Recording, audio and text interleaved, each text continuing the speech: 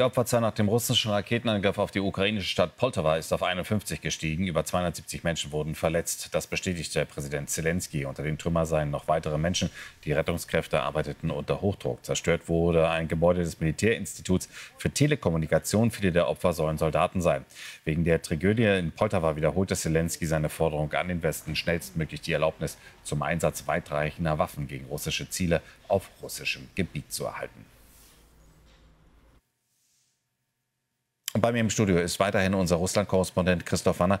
Christoph, dieser russische Angriff auf Poltawa, welches Ziel? Wir haben es ja gesagt, so eine Militäreinrichtung ist getroffen worden. Aber was genau, weißt du, was da vonstatten gegangen ist? Also ich habe nur den Verdacht, dass da eben in Poltawa Männer ausgebildet werden sollten zu Fachleuten im Kampf, im Umgang mit elektronischen Kampfmitteln. Also das heißt dann Drohnenabwehr, Aufklärung, mit anderen Worten rauskriegen, wo sind die russischen Flugabwehrsysteme.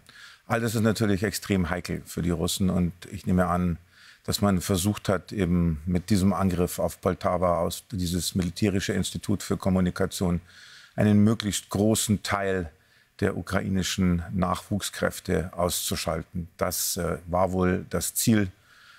Ich denke, ungefähr so kann man das kurz gesagt einordnen.